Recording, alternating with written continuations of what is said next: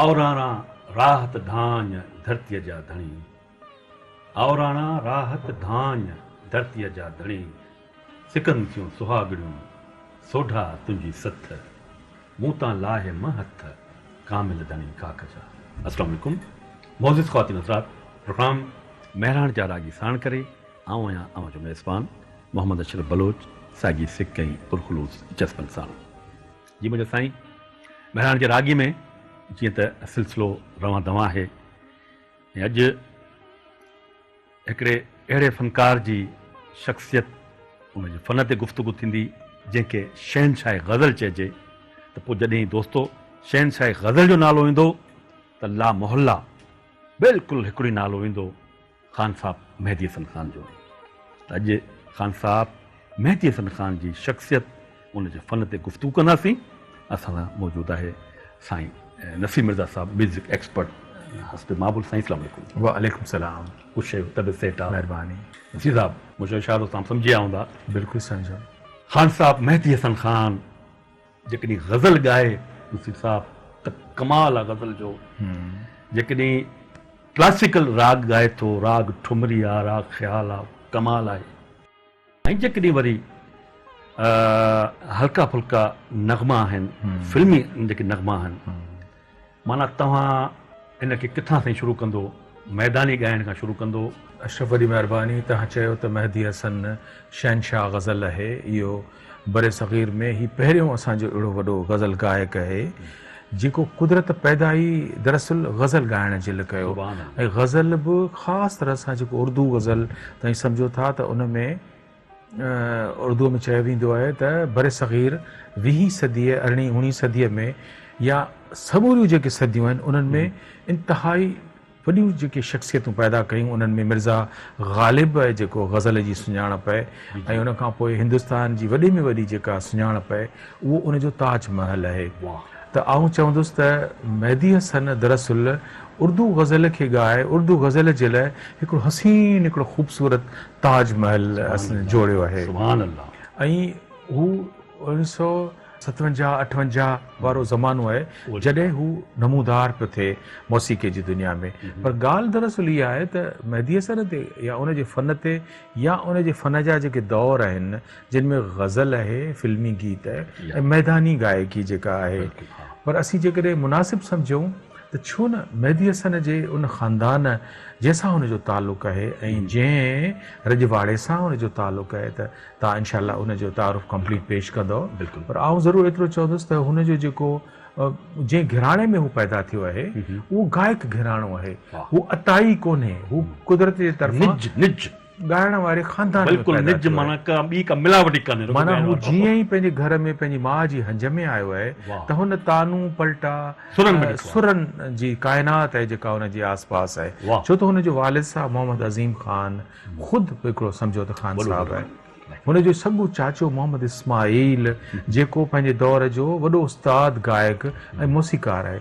वरी उस्ताद मेहदी हसन ख़ान जो जेको वॾो भाउ आहे जंहिंजो ग़ुलाम कादिर, जंहिंखे पिंडत सॾिबो आहे। तव्हांखे ख़बर आहे त पिंडत माना जेको पंहिंजी म्यूज़िक इख़्तिरा करे, हिकिड़ा रुगो ॻाए सघंदा आहिनि, हिकिड़ा रुगो मौसीक़ार हूंदा आहिनि, पर जेके अथॉरिटी हूंदा आहिनि म्यूज़िक ते उनखे पिंडत सॾिबो आहे। त हाणे हिकिड़े दफ़े हिकिड़े पासे अज़ीम ख़ान हुनजो वालिद गवैयो, ॿिए पासे इस्माइल ख़ान हुनजो चाचो मौसीक़ार, टे पासे हुनजो वॾो भाउ पिंडत ग़ुलाम कादिर, उहो मौसीक़ार बि आहे त गॾु गॾु तर्ज़ूं ठाहिण वारो बि आहे। त मेहदी हसन जी जेका पैदाइश आहे उहा दरअसल राजस्थान जे उन्हनि लूणा ॻोठ में 1927 में ॿुधाइनि पिया, के 1930 ॿुधाइनि पिया। मजबूत तौर सां ही 20 सदीअ जे 3 ॾहाके में ही पैदा थियो आहे। पर उनजी माइग्रेशन जेका पाकिस्तान में थी आहे उन खां पोइ मेहदी हसन जेके ज़िंदगी जा ॾुखिया लाहा चाड़ा उन ते इंशाल्लाह हली ॻाल्हाइबो, पर हुन वटि जेका बेसिक ताक़त हुई सुर वारी, सुर जी काइनात, कुदरत खे हुनखे मुहर सब्त कराइणी हुई ग़ज़ल जे हवाले सां, सो बहरहाल हुन कई। ऐं हुनखे फील्ड मार्शल मोहम्मद अयूब ख़ान 60 जे ॾहाके में, जीअं पाण फील्ड मार्शल थियो 1965 वारी जंग जे करे, तीअं हुन मेहदी हसन खे ग़ज़ल ॿुधण खां पोइ बेख्तियार जेको लक़ब ॾिनो उहो हो शहनशाह ग़ज़ल। सुभान अल्लाह, सुभान अल्लाह। न त हाणे हा सिलसिलो त अञा पाण शुरू कयो आहे, पंधु पंहिंजो अञा वॾो आहे, त छो न दोस्तनि खे ॿुधायूं ऐं ॾेखारियूं था मेहदी हसन ख़ान जो हीउ पहिरियों कलाम। त दोस्तो तव्हां असां गॾिजी ॾिसूं ऐं ॿुधूं था ख़ान साहब मेहदी हसन ख़ान जो हीउ ख़ूबसूरत कलाम।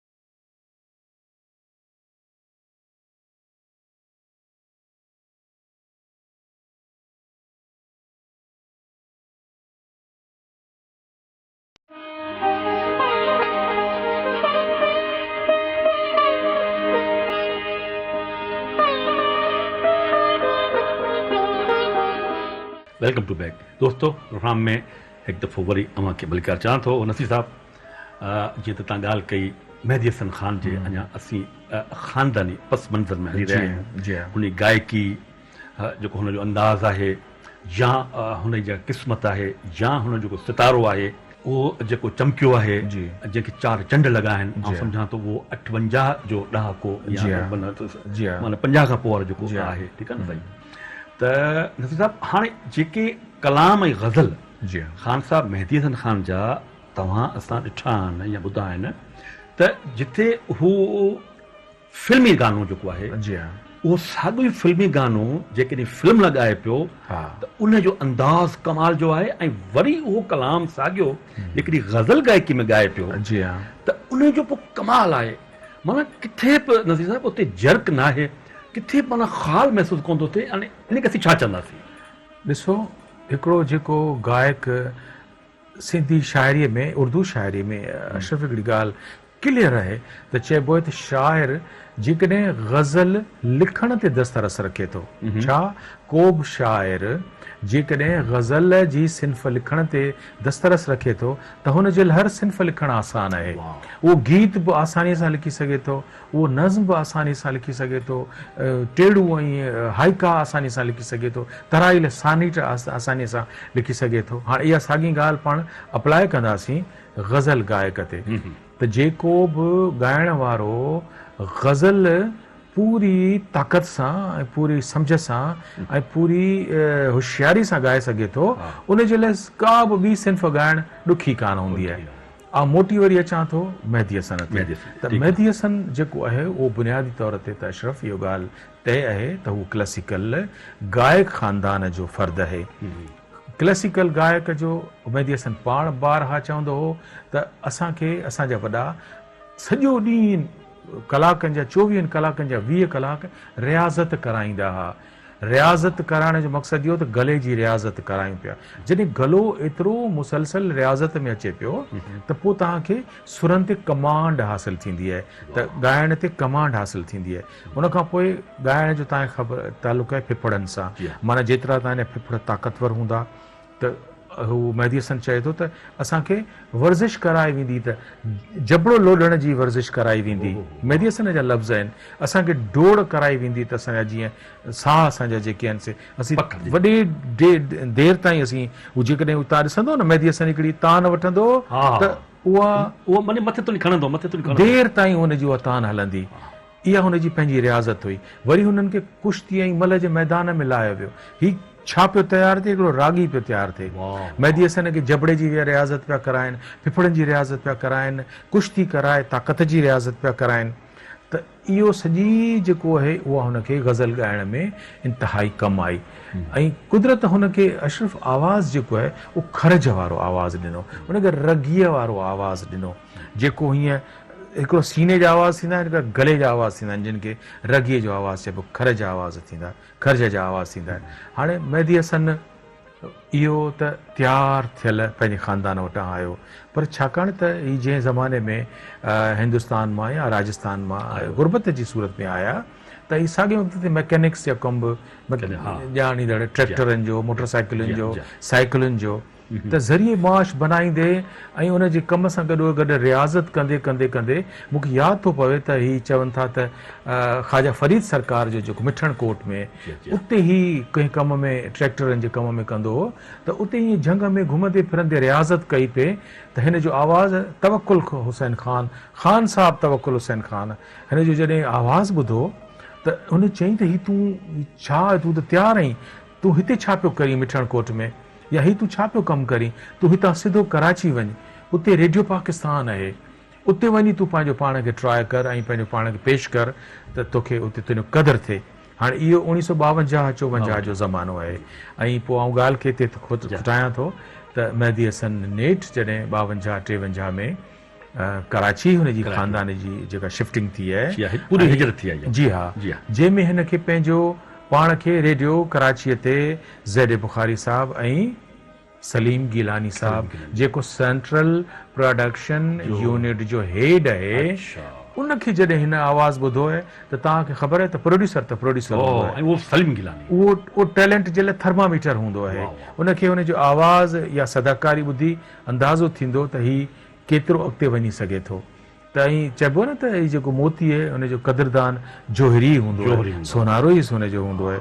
त सलीम गिलानी साहब जॾहिं हिन जो आवाज़ु ॿुधो त उनखे चयईं त तूं 1% न 2% न 100% तुंहिंजो आवाज़ु कुदरत गज़ल ॻाइण जे लाइ थियो आहे। त हुनजो गज़ल गायकी जो दौरु शुरू थियो ऐं जीअं गज़ल मेहदी हसन खे मेहदी हसन कयो, इहो 1968 में आहे। ऐं गज़ल जेको आहे उहो असांजे फैज़ अहमद फैज़ साहब जो आहे, जंहिंजा बोल तव्हांजे ज़हन में अची विया, गुलों में रंग भरे बादिनो बहार चले, चले भी आओ के गुलशन का कारोबार चले। त इहो जेको माइल स्टोन आहे या जेको लाइट हाउस आहे मेहदी हसन जी शोहरत जो जेको पहिरियों ॾाको आहे, उहो फैज़ अहमद फैज़ साहब जो गज़ल आहे। ऐं इन हद ताईं उहो गज़ल आहे जो अशरफ तव्हां पढ़ी चुका हूंदव ऐं पढ़ंदव बि सही, ॿुधाईंदव बि सही, त पोइ उहो महफ़िलुनि में गज़ल एॾो त मक़बूल थियो। हाणे हिते पहिरियों दौरु हुनजो मैदानी दौरु, रेडियो मां मैदानी दौर ते आयो। हाणे जॾहिं हुन मैदान ते गज़ल ॻाइणु शुरू कयो त पोइ जॾहिं फैज़ साहब जॾहिं मुशाइरनि में वेंदो हो न त गज़ल मक़बूल थियो। त फैज़ साहब वो गुलों में रंग भरे, गुलों में रंग भरे, त पाण माइक ते चवंदा त ये गज़ल भाई मेरी नहीं है, ये गज़ल मेहदी हसन की है। तो ये तो आप उससे सुने, मैं आपको अपना दूसरा कलाम सुनाता हूँ। हाणे ॻाल्हि खे उते ई खणंदासूं, जेको तव्हां लफ़्ज़ चयो रियाज़त जो, त थोरो रियाज़त ते बि गुफ़्तगू थींदी, पर दोस्तनि खे ॿुधाईंदा हलूं त दोस्तो छो न तव्हां असां गॾिजी ॾिसूं ॿुधूं था ख़ान साहब मेहदी हसन ख़ान जो हीउ ख़ूबसूरत कलाम।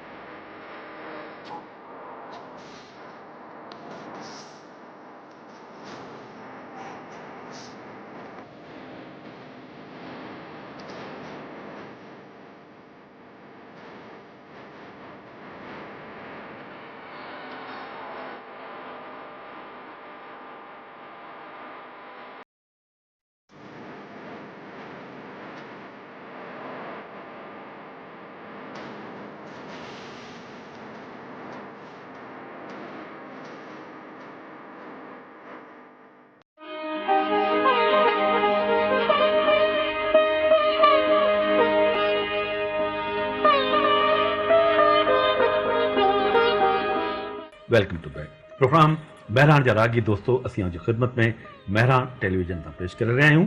महरान जे रागी में अॼु जंहिं फ़नकार जी शख़्सियत ऐं उनजे फ़न ते गुफ़्तगू हली रही आहे उनजो नालो आहे उस्ताद ख़ान साहब मेहदी हसन ख़ान। त साहिब जेकॾहिं तव्हां मूंखे इजाज़त ॾियो त मां थोरो तारुफ़ मेहदी हसन ख़ान जे बारे में पेश करियां। त दोस्तो संगीत जे सुरनि जूं वसी लहरूं इंसान जे ज़हन जे ऊंदाही कुंडनि खे रोशन करे हिकु नई जोत जलाइनि थियूं। संगीत जो सैलाब इंसानी वजूद खे लज़्ज़त सुरूप ऐं सरशारी जे इंतिहाई बुलंदियुनि ताईं पहुचाए खेसि ज़ौक़ जमालियात अता करे थो। जॾहिं संगीत जी सतरंगी जी मौसीक़ी जो ज़िक्र ईंदो तॾहिं यकीनन बरे सग़ीर पाक वो हिंद में जिन नामवर गायकनि जो ज़िक्र ईंदो उन्हनि में सर फ़हिरिस्त ख़ान साहब मेहदी हसन ख़ान जो सभ खां मथे नालो ईंदो।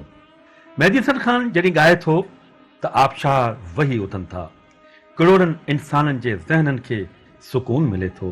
ख़ान साहब मेहदी हसन लाइ नामवर गुलकारा लता मंगेशकर चयो त मेहदी हसन जेकॾहिं पैदा न थिया त शायदि मौसीक़ी बि न हुजे हा।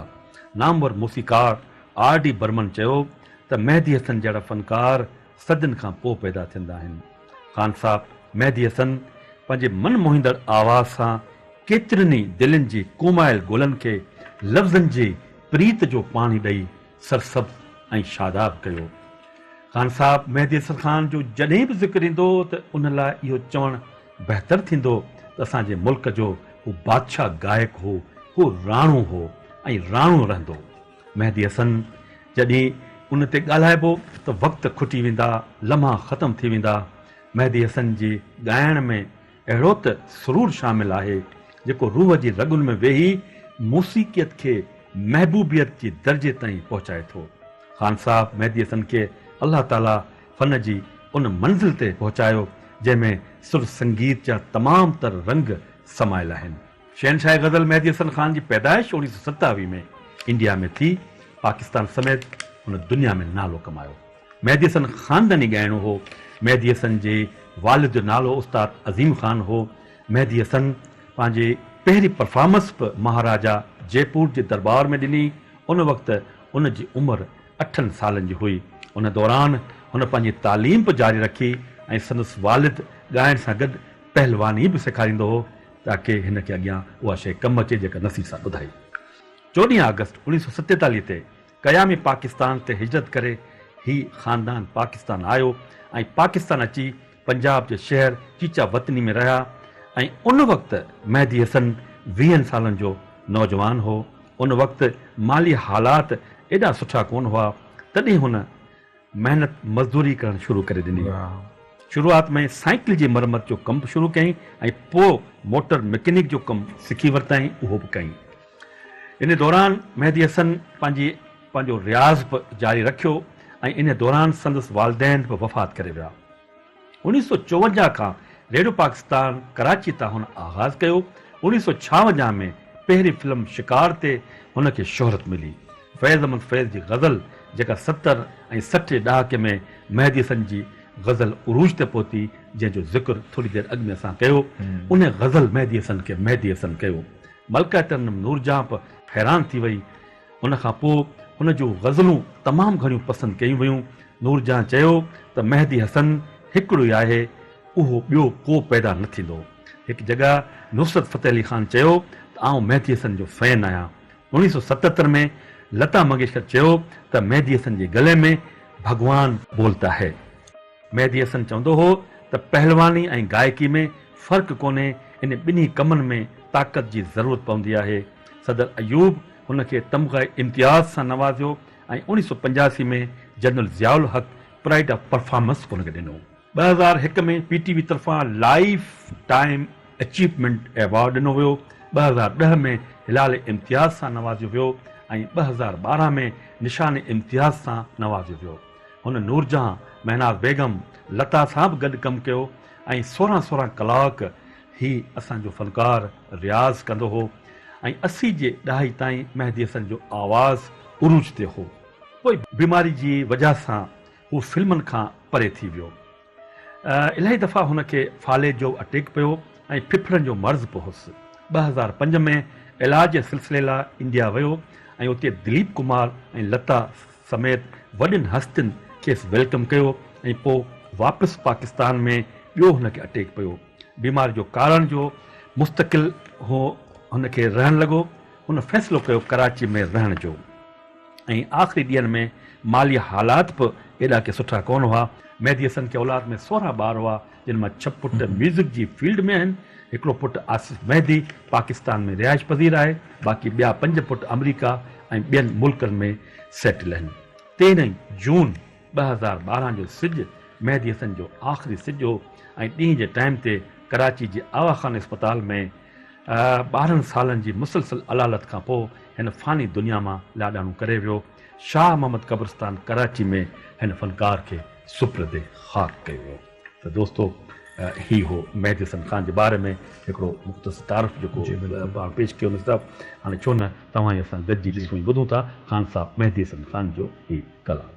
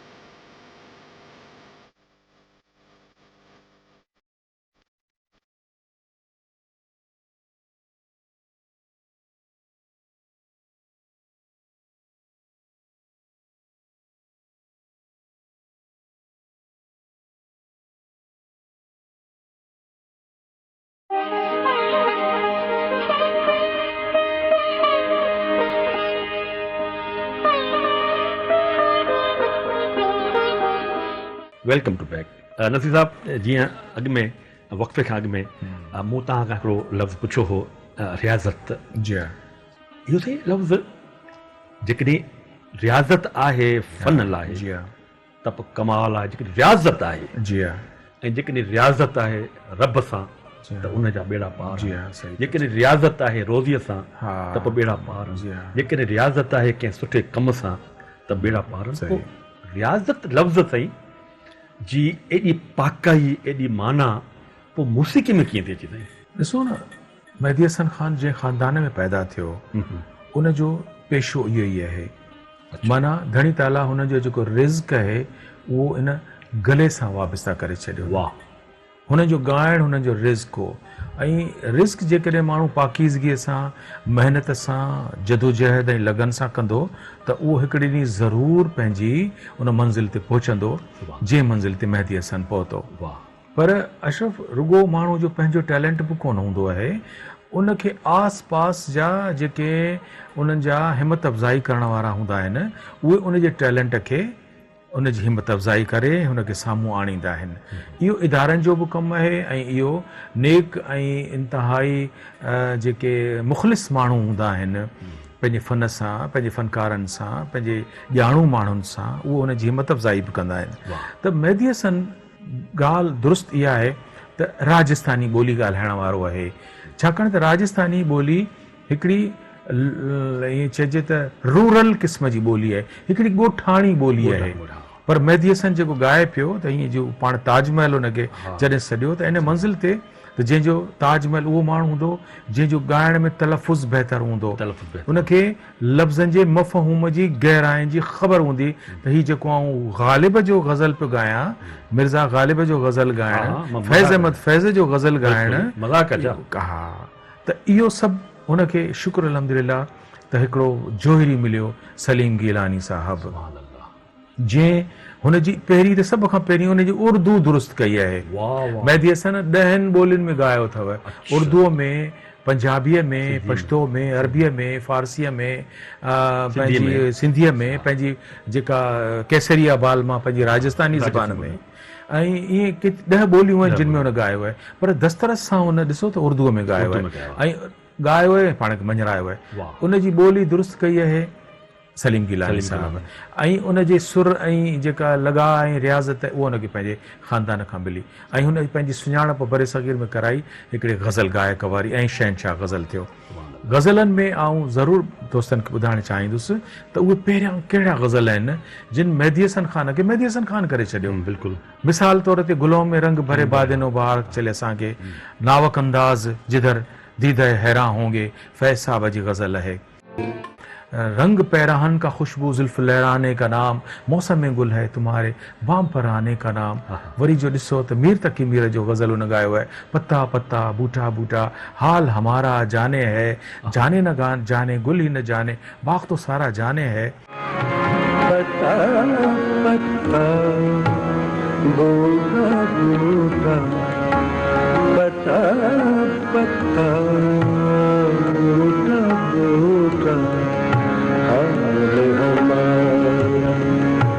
जाने हाल जाने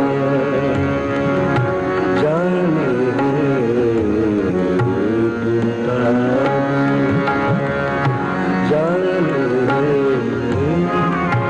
जाने न जाने भूले न जाने जाने न जाने भूले न जाने बाग तो सारा जाने बाग तो सारा जाने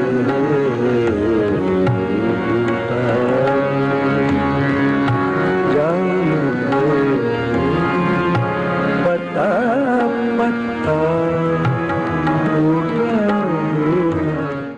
वरी साईं मेहदी हसन जो जेको क्लास जो ग़ज़ल आहे जंहिंमें हुन पंहिंजी पूरी गायकीअ जो इज़हार कयो आहे ऐं गुलों में रंग सां गॾु जेको ॿियो हुनजो मक़बूल तरीन ग़ज़ल आहे उहो मीर तकी मीर जो आहे, देख तो दिल के जहां से उठता है ये धुआं सा कहां से उठता है, देख तो दिल के जहाँ से उठता है, देख तो दिल के जहाँ से उठता है, ये धुआं सा कहाँ से उठता है, देख तो दिल के जहाँ से उठता है। ऐं उन खां पोइ फैज़ साहब खां पोइ जेको हुनखे ॿियो बहितरीन शाइर पंहिंजे गले जे लाइ मिलियो आहे उर्दू जा, हूअं त कई शाइर आहिनि उर्दू ॿोलीअ में जिन असीं फ़िलहाल अञा मेहदी हसन जे फिल्मी गीत कोन पिया ॻाल्हायूं, गज़लनि ते पिया ॻाल्हायूं। रंजिश ही सही दिली दुखाने के लिए आप फिर से मुझे छोड़ के जाने के लिए आ, कैसे कैसे लोग मेरे जी को जलाने आ जाते हैं, अपनी दुनिया गम के फसाने हमें सुनाने आ जाते हैं। या हिमायत अली शायर जो गज़ल ज़ीस्त मुश्किल है से और भी मुश्किल न बना। त आऊं चवां थो त मेहदी हसन ख़ान ऐं बरे सग़ीर में थोरो जेकॾहिं असीं पुठिते हलूं त छा मेहदी हसन ख़ान खां पहिरीं बि कंहिं गज़ल ॻायो पे या हर रुॻो हिन पे ॻायो? त मेहदी हसन खां पहिरीं जिन गज़ल ॻायो पे उहो एतिरे भरपूरियत सां कोन पे ॻायो। मिसाल तौर ते के.एल. सहगल आहे न गज़ल ॻाए पियो, पर उनखे मेहदी हसन जहिड़ो शहनशाह गज़ल त केरु कोन पियो सॾे। पंकज मलिक गज़ल ॻाए पियो, पर उनखे केरु बि गज़ल जो एॾो गायक न पियो सॾे। हा, उन में बरकत अली उस्ताद वड़े ग़ुलाम अली ख़ान जो जेको भाउ आहे उन जेको आहे बराबरि हिकिड़ी गज़ल में हिकिड़ी नओं रूप पोखियो ऐं उन में नई जान आंदी। पर उन खां पोइ जो मेहदी हसन रेडियो पाकिस्तान कराचीअ तां इहे सभु जेके मूं गज़ल तव्हांखे ॿुधाया उन जॾहिं ॻाया त उनजी वैल्यू मैदानी वैल्यू वधी वई। हुनखे महफ़िलुनि में ऐं सरकारी तक़रीबात में, छो त तव्हां अयूब ख़ान जो नालो वरितो जीअं हुनखे अवॉर्ड बि ॾिनो, हिनखे ॿुधण खां पोइ शहनशाह गज़ल जो ख़िताब ॾिनो। त आउं सम्झां थो त मेहदी हसन खां पोइ जेके बि गज़ल ॻाइण वारा पैदा थिया आहिनि उहे उनखे ॾिसी मिसाल ग़ुलाम अब्बास आहे जीअं, मिसाल तौर ते तव्हां ॾिसंदव त जगजीत सिंह बि जेको पहिरीं मेहदी हसन जो नालो वठी कन खे हथलाईंदो, ग़ुलाम अली, इहे हरिहरन, ही सभई रूहानी तरह सां या प्रैक्टिकली जेके आहिनि उहे असांजे मेहदी हसन जा शागिर्द थिया। ऐं मेहदी हसन जेको गज़ल खे उरूज वठाईंदो वियो उन में हुन वरी जदीद शाइरनि जो, मिसाल तौर ते हुन परवीन शाकिर जो जेको गज़ल राग दरबारीअ में ॻायो आहे, क्या बात है कू बकू फैल गई बात शनासाई की, उसने खुशबू की तरह मेरी पजीराई कई, वाह वाह वाह, वो जहां भी गया लौटा तो मेरे पास आया, बस यही बात है अच्छी मेरे हर जाई की। त इहो आहे मेहदी हसन जो हिकिड़ो अहिड़ो कदो क़ामत ठहियो जो हुनखे इंदिरा गांधी ज़बरदस्त मञे पई, ज़ुल्फ़िकार अली भुट्टो हुनखे पसंदि पियो करे, ज़ियाउल हक़ हुनखे पसंदि पियो करे, फील्ड मार्शल मोहम्मद अयूब ख़ान हुनखे पसंदि पियो करे, परवेज़ मुशर्रफ, बेनज़ीर भुट्टो साहिबा, ऐं हीउ जेको मुल्क जा सरबराह शहनशाह ईरान हुनखे पसंद पियो करे जॾहिं फारसी गज़ल पियो ॻाए, शाह फैसल जॾहिं अरबीअ में गज़ल पियो ॻाए, अरबी शाइरी पियो ॻाए त उनखे शाह फैसल पसंदि पियो करे। त ईअं सम्झे त मिन जुमला जेतिरो बि दुनिया में इहो राग सम्झण वारा वॾा सरबराह हुजनि या अवाम हुजे, उन्हनि मेहदी हसन खे मेहदी हसन सम्झी ऐं उनजी पज़ीराई कई। वाह वाह नसीब। हाणे तव्हां खां मूं जेको सुवालु पुछियो हो त माना जेका रियाज़त, त माना जेकॾहिं मेहदी हसन पंहिंजे फ़न सां पूरी पूरी रियाज़त कई, माना रियाज़त जो जेकॾहिं मक़सदु आहे पाकई आहे न, सही दुआ आहे, रब खां ॿाॾाइण आहे ऐं महिनत आहे, त माना रियाज़त बि मिली ऐं वरी सलीम गिलानी बि मिलियो, त उन खां पोइ मेहदी हसन थी वियो। मेहदी हसन जी साईं अञा फिल्मी गायकी ते पाण गुफ़्तगू न कई आहे, कंदासीं। त दोस्तो तव्हां असां गॾिजी ॾिसूं ॿुधूं था ख़ान साहब मेहदी हसन जो ही नग़्मो।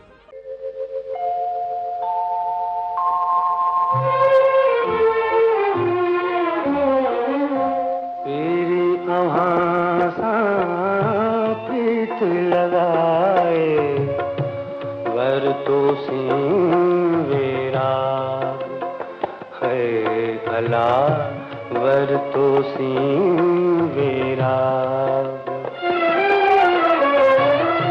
दिल में दुख जो दुखाए, दिल में दुख जो दुखाए, कैसी दुनिया त्याग ओ अला वर तो सी वैराग है अला वर तो सी वैराग।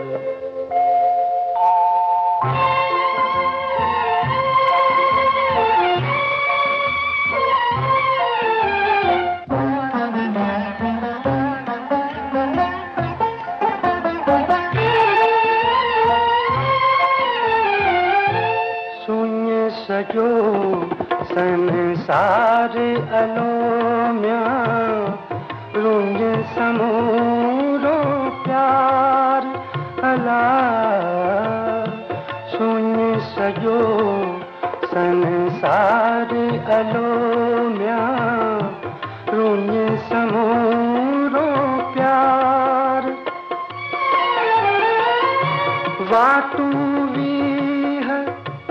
वञन थियूं लेकिन वाटू वीह वञन थियूं लेकिन आहे किथे बि नमाग हो साईं वर तो सी वैराग है अला वर तो सी वैराग।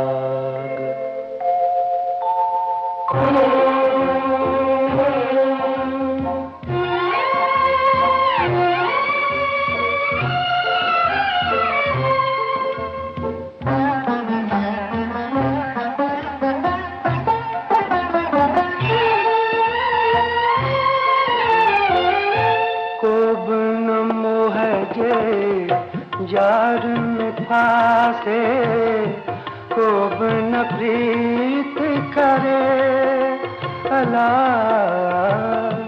को न मोह जे यार में फासे को न प्रीत करे पहुँचे किए को पिरियन पहुँचे किए को पिरियन ताईं अहड़ा कंहिंजा भाग हो साईं वर तो सी वैराग। पीरी अव्हां सां प्रीत लगाए वर तो सी वैराग है अला वर तो सी वैराग।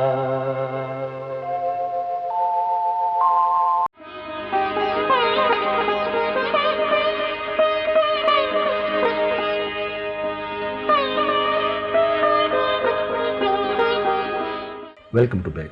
नसीब हाणे जेको हुनजो फिल्मी माना जेको आहे उन ते पोइ था गुफ़्तगू करियूं। ऐं हिकिड़ो हूअं तव्हांजो थी मुलाक़ात कॾहिं थी मेहदी हसन कॾहिं ॾिठो?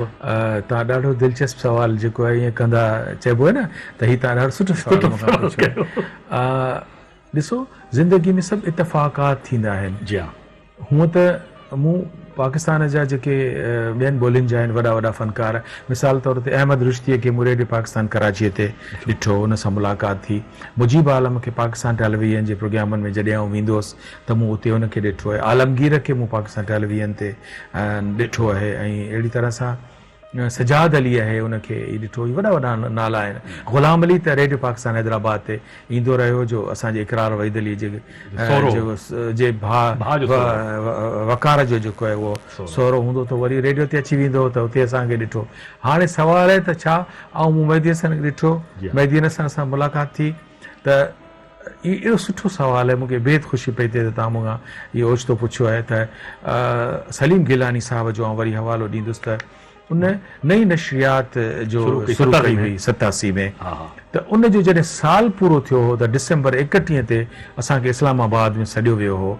असांखे सिंध हाउस में उते रहायो वियो हो। जहांगीर कुरैशी साहब हुयो, गुलशन कुरैशी साहब वारा हुया, हर को पंहिंजी पंहिंजी नुमाइंदगीअ जे लाइ उते पहुतल हुयो। जहांगीर साहब खैरपुर मां हो तव्हां? जी हा, जी हा। त मूंसां गॾु मोहम्मद अली बुघियो साहब जिन बि हुआ उते एज़ ए कंपेयर उते शामिल आहे।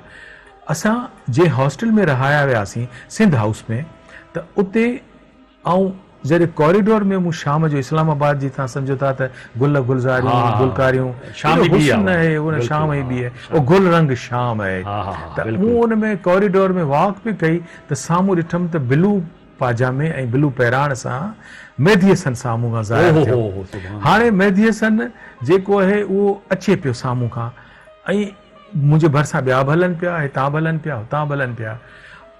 कुदरत ख़ुदा जी मूं दिलि में ख़्वाहिश कई त ही काश आउं हुन सां ॻाल्हायां। अशरफ तव्हां यकीन करियो ऐं पत करियो मूं में त हुन कंहिंसां बि कोन ॻाल्हायो, हू जेका मुंहिंजे मन जी मंशा हुई हुन मूंसां अची ॻाल्हायो। ऐं मूंसां ॻाल्हाइण जो मक़सदु छा हो? मूंखां चई त अस्सलाम वालेकुम जनाब, ये सलीम गिलानी साहब का पता है कि वो यहाँ किस कमरे में रिहाइश पज़ीर है। हाणे उहो त असांजो डायरेक्टर जनरल हुयो, असां उन जे ई दावत ते उन जे ई प्रोग्राम में आयासीं ऐं छाकाणि त उन सां मुलाक़ात थी चुकी त मूं मेहदी हसन खे गाइड करे आऊं वञी उन जे दरवाज़े ताईं हुन सां हुनखे मिलायो। त मुंहिंजी मेहदी हसन सां इहा विच में तव्हां सम्झो था त जेको इहो थोरो अरसो थियो मिलियो असांखे त आउं हुनजी तारीफ़ कंदो वियुसि हुनजे हिक खां हिकु गाने जी, ख़ासि तरह सां जेके फिल्म आईना ऐं मूंखे हिन जो गानो जेको वणंदो हो न वधि में वधि उहो हो त शिकवा न कर गिला न कर, त मूंखे एॾो वणंदो हो। ऐं पंहिंजे राति जो सुम्हण वक़्तु हमेशह मूंखे इन ते निंड अची वेंदी हुई त इहो मूंखे वणंदो हो। त तव्हांजो सुवाल जवाबु फ़िलहालु मूं एतिरो ॾिनो आहे त हा मुंहिंजी मेहदी हसन सां मुलाक़ात थी ऐं इहा चंद लम्हा थी न, पोइ मुंहिंजी हुन सां ॿियो दफ़ो मुलाक़ात थी। उहा मूंखे अज़ीज़ भाई जेको पंहिंजो नवाज़ आहे जॾहिं मेहदी हसन साईं तमामु शदीद अलील हुआ ऐं पंहिंजे नाज़माबाद वारी जेका रहाइश अथनि कराची उते आउं गुलनि जो गुलदस्तो हुन सां गॾिजी खणी वियोसि। उहो स्ट्रेचर ते सुतो पियो हो पर फॉलिज जे करे उनजी अखियुनि में ॻोढ़ा हुआ, उहो ॻाल्हाए न पियो सघे। मूंखां पहिरीं ऐं असांखां पहिरीं केतिरी माण्हू के आया हुआ जिन हुनजी टेबल ते गुलनि जा ई गुलदस्ता कतार में रखिया हुआ। त मेहदी हसन उन ते उन जूं फीडिंग जे लाइ नालियूं लॻल हुयूं ऐं हीअ हुनजे वफ़ात खां 2-4 महीना अॻु जी ॻाल्हि आहे। पर उन मुलाक़ात में या उन जेका मुंहिंजी हुनजी मूं हुनखे ॾिठो त मूंखे बेहद सदमो पहुतो त मूं वो जंहिंजे गले से भगवान बोलता है, जेको मलक तरन नूरजहान सां पियो ॻाए, जेको लता मंगेशकर सां पियो ॻाए, ऐं तव्हांखे अॻिते हली उहो ॿुधाईंदुसि त पोइ मूं बेहद बेवसीअ में हुनखे ॾिठो। त मुंहिंजी ॿी मुलाक़ात बि इहा थी त माना मुंहिंजी जेकी मुलाक़ातूं हुयूं मेहदी हसन सां मूं उहा तव्हांखे ॿुधायूं। वाह साईं वाह, त हाणे आउं पोइ तव्हांखे ॿुधायां त मुंहिंजी बि ईअं हिकिड़ी मुलाक़ात थी कराची रेडियो ते, मां वियोसि ऐं सच पुछो त हिकिड़ो इश्क हूंदो आहे न, जीअं त असांजो इश्क माना आउं पंहिंजी ॻाल्हि थो कयां त चंद फनकार हूं त सभु असांजा सिर जा साईं आहिनि, पर मेहदी हसन सां हिकिड़ो इश्क हो ऐं जीअं तव्हांजी मुलाक़ात थिए तीअं ई माना तव्हां जहिड़ो हिकिड़ो साईं हो, उनखे ख़बर हुई त हीअ मेहदी हसन खे पसंदि कंदो आहे, हुते प्रोग्राम मैनेजर हो। त मूंखे चई अॼु तोखे आउं हिकिड़े अहिड़े माण्हू सां मिलायां थो जो तूं ख़ुशि थी वेंदे। मूं चयो ठीकु आहे साईं मिलायो। या आओ त तव्हांखे ख़बर आहे हिकिड़ो प्रोग्राम मैनेजर जो कमरो अहिड़ो हूंदो जंहिंमें पोयां हिकिड़ी बैठक बि हूंदी जेका पुराणी BH रेडियो कराची जी रेडियो पोइ वरी त ॾिसां ख़ान साहिब सिगरेट पिए पीता कुर्सीअ ते वेठा। सच पुछो त उहो जेको मंज़र अञा ताईं वियो ऐं त पेरनि ते किरी पियो, पेरनि ते हथ लाथा त हुन चयो त साईं तव्हांजो कीअं ख़ान साहिब ये बच्चा बड़ा आपका ये फैन है इस्लाम है, मूंसां भाकुर रुपया मिलियो। उन टाइम में न कोई मोबाइल हूंदा न कोई तस्वीर हूंदी, हाणे कैमरा ऐं किथां आणियां जो इहो माना लम्हा कयो। पोइ बहरहाल मूंखे इहा एज़ाज़ नसीब थियो त आउं मथे कोन वेठुसि, मुंहिंजो ख़्यालु आउं मैं आपके पेरों पे बैठूंगा। पोइ नसीब साहिब उहो जेको सिगरेट हुन ख़तमु कयो उहो मूं वरितो। अञा त अॼु मूंखे खणी अचिणो हो, अञा ताईं मूं सफ़ा माना बोर पर अञा ताईं मूं शीशे जी हिकिड़ी बॉटल में महफ़ूज़ कयो आहे। त तई सुरीला गायक त न थी सघिया पर सुरीला कंपेयर ज़रूरु थी वियो। इहा तव्हांजी इहा वरी ज़र नवाज़ी आहे नसीब साहिब, तव्हांजी ज़र नवाज़ी आहे। सर हाणे मुर्तज़ा मजबूर साहिब असांखे मजबूर करे विया त हिकिड़ो गाने तरफ़ वञूं, हुन खां पोइ आख़िरी सेगमेंट में पाण वरी फिल्मुनि ते ॻाल्हाईंदासीं। दोस्तो अचो तव्हां असां गॾिजी ॾिसूं ॿुधूं था ख़ान साहिब मेहदी हसन ख़ान जो हीउ ख़ूबसूरत ज़ख्म।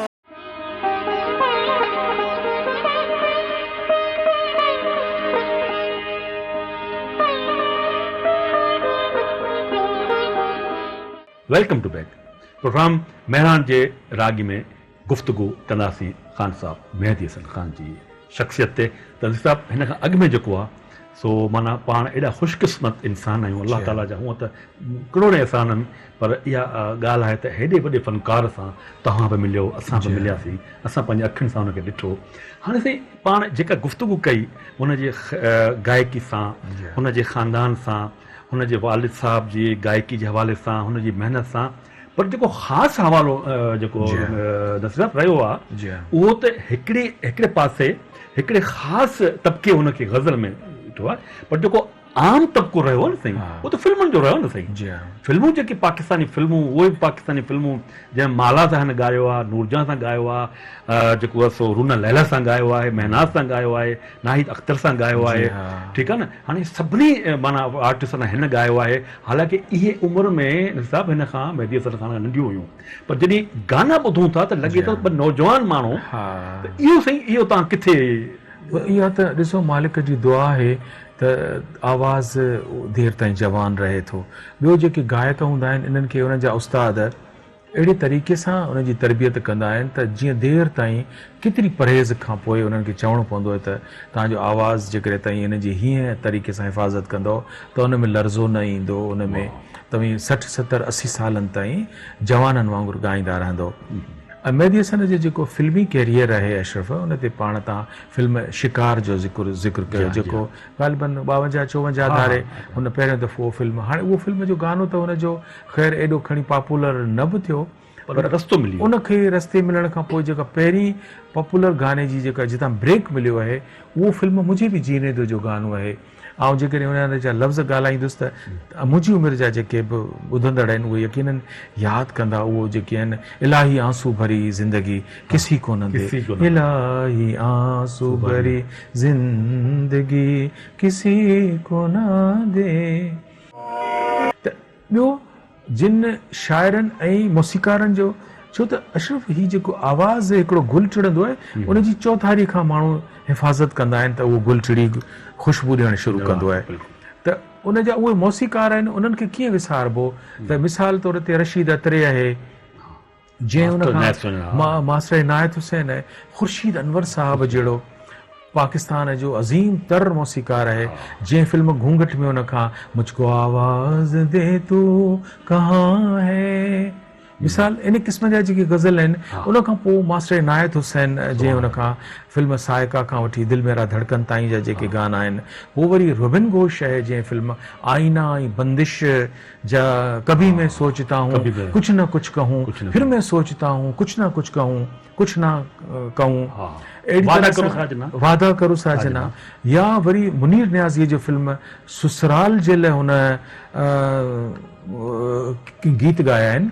पर तव्हां जेके दुगाननि जा हवाला ॾिना जिन में लता मंगेशकर सां बि हुन हिकिड़ो दुगानो ॻायो आहे, फरहत शहज़ाद जो लिखियल आहे, जंहिंजी मौसीक़ी हुनजे पुटु आमिर मेहदी हसन तरतीब ॾिनी आहे। उन में मेहदी हसन जो उनजो हिसो हुन हिते पाकिस्तान में रिकॉर्ड कयो ऐं हुनजो वञी हिंदुस्तान में रिकॉर्ड कयो ऐं सरहदें उन कैसेट जो नालो थियो, उहा रिलीज़ थी।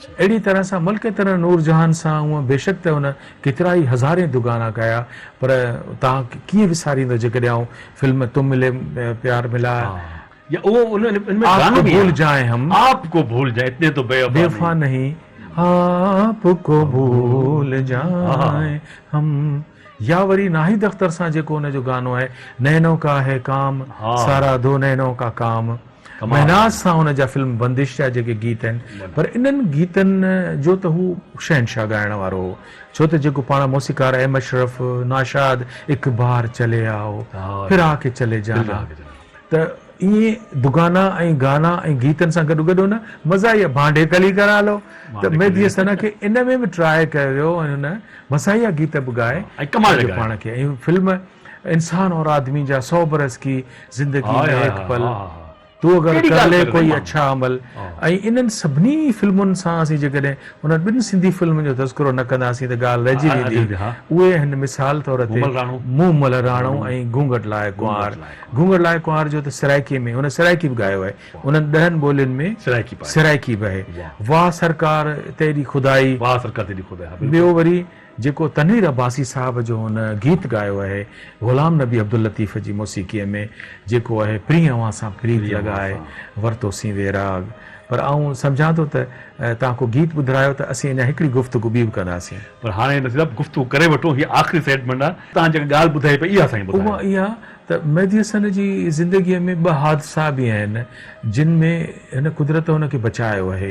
हिकिड़ो त हुन जी कार कराची में ट्राम हलंदी हुई, हुनजे हेठां अची वई त मेहदी हसन खे जेको असां ॾिठो त हुनजे पेर में डिफेक्ट अची वियो हुयो, त उहो हलण में थोरो धिडको ॾींदो हो। त पोइ वरी आऊं चवंदुसि त हीउ एॾो वॾो फनकार धिडके सां छो पियो हले, त पोइ ख़बर पई त हिन जी कार ट्राम सां टकर में आई हुई जंहिंमें हिन जो फ्रैक्चर थियो हुयो ऐं हिन जी हिकिड़ी टंग खे थोरो नुक़सानु पहुतो। इन करे बाक़ी ज़िंदगीअ में मेहदी हसन जॾहिं हलंदो नज़र ईंदो हो त धिड़के सां हलंदो। ॿियो 80 जे ॾहाके में ही लाहौर मां कंसर्ट करे, तव्हांखे यादि हूंदो, ज़ाहिर में तव्हांजी ॻाल्हि अची वेंदी त जॾहिं कुॾ जी वटां हिन जी कार लंघी त असां सिंध जे धाड़ेलनि ऐं चवां थो त इंतिहाई ॾुख जहिड़ी ॻाल्हि आहे त हुननि मेहदी हसन चवे पियो त आऊं मेहदी हसन आहियां, पर हुननि चयो तूं ख़ान साहब आहीं, पर तुंहिंजी कार 55,000 ऐं हारमोनियम ऐं हुनजी डायरी जेका हुननि सॼी कब्ज़े में कई। त मेहदी हसन पाण पंहिंजे इंटरव्यू में बार बार निज़ामुद्दीन ज़ाहिर जेको मशहूरु असांजो ख़ैरपुर जो वॾो शाइर मुशीरनामो लिखंदड़ आहे, वकील बि आहे, उन उहो सॼो हुनजो जेको केस लिखियो उन में ॿुधायो वियो त हुनखां हारमोनियम बि फुरियो वियो, हुनखां गज़लनि जी कापी बि घुरी वई हुई। पर मेहदी हसन चयो त मूंखे ॿियो कुझु न ॾियो, पर मुंहिंजो हारमोनियम ऐं कापी मूंखे वापसि ॾियो। त धाड़ेलनि एतिरो ज़रूरु हुन ते रहम फरमायो जो हुनखे कापी हारमोनियम त ॾिनो, पर चयूं त वेंदे वेंदे तूं असांखे हिन ते को गज़ल ॿुधायो। सो कार बि खणी विया, 55,000 खणी विया, पर वेंदे वेंदे मेहदी हसन खां गज़ल ॿुधी आहे। सो मां सम्झां थो त मेहदी हसन जे गज़ल ते हुनखे गज़ल जे हवाले सां पाण ख़बर तक़सीम पेश कयूं था नज़ीर साहब। ऐं हमेशह असां सभिनि फ़नकारनि लाइ इहा दुआ कयूं था त परवरदिगार हुननि खे पंहिंजे जन्नत जे बाग़नि मां हिकु बाग़ अता करे, छाकाणि त हिन उहे फ़नकार आहे जिन करोड़नि इंसाननि जी ख़िदमत कई, फ़न जे हवाले सां, आवाज़ जे हवाले सां, मोहबत जे हवाले सां। त ही हो दोस्तो असांजो अॼोको प्रोग्राम महिराण जा रागी, जंहिंमें असां नामवर गुलूकार ख़ान साहब मेहदी हसन ख़ान जी शख़्सियत ऐं उनजे फ़न ते गुफ़्तगू कई। असांजो म्यूज़िक एक्सपर्ट साईं नसीर मिर्ज़ा मौजूदु हो ऐं हाणे साईं नसीर मिर्ज़ा खे ऐं पंहिंजे मेज़बान मोहम्मद अशरफ बलोच खे ॾिना इजाज़त। साथ सलामत।